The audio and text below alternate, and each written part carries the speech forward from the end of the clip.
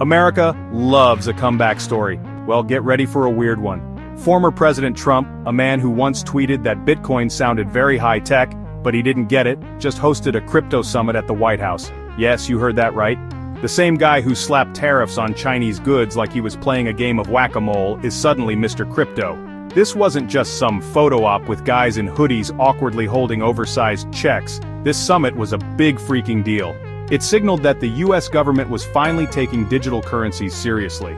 This wasn't just Trump jumping on a trendy bandwagon. Well, okay, maybe a little. But it also reflects a growing realization: crypto is here to stay.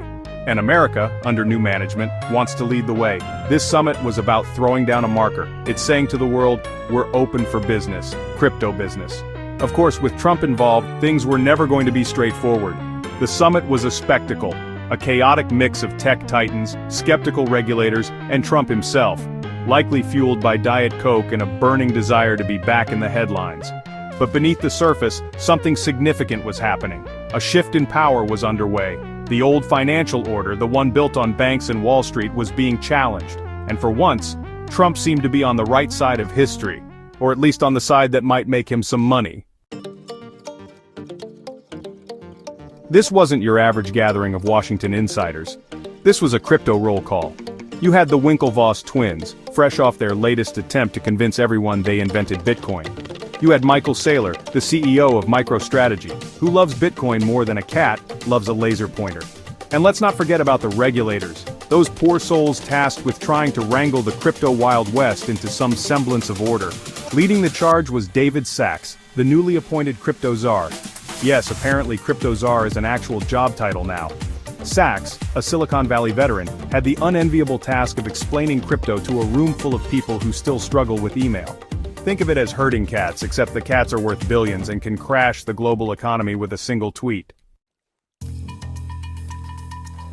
Trump, never one to miss an opportunity to put his name on something, announced a bold new initiative, the Strategic Bitcoin Reserve.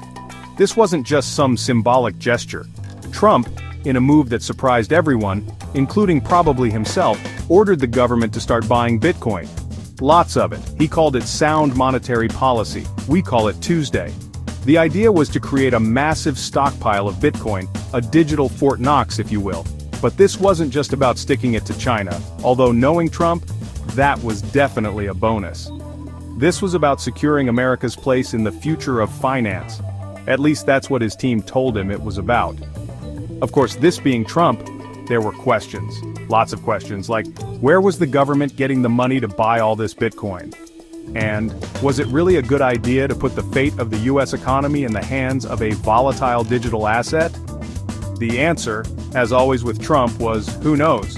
But one thing was clear, the game had changed. Bitcoin was no longer some fringe asset for tech geeks and criminals. It was now a matter of national security. The summit wasn't all Bitcoin bro-downs and executive orders. There were serious discussions about regulation, or at least as serious as discussions can be when you're dealing with a technology that moves faster than the speed of government bureaucracy. The big question was how to foster innovation without letting the whole thing descend into a free-for-all. Then there was the issue of which cryptocurrencies would get the government's seal of approval. Would it be a Bitcoin-only club? Or would other digital assets like Ethereum and Dogecoin get a seat at the table? These were billion-dollar questions, and the answers would have a ripple effect across the entire industry. By the end of the summit, one thing was clear: the crypto world was about to get a whole lot more interesting, and a whole lot more regulated. Whether that's a good thing or a bad thing, well, that's a story for another day. Please subscribe to my channel, and check out my new ebook on Amazon.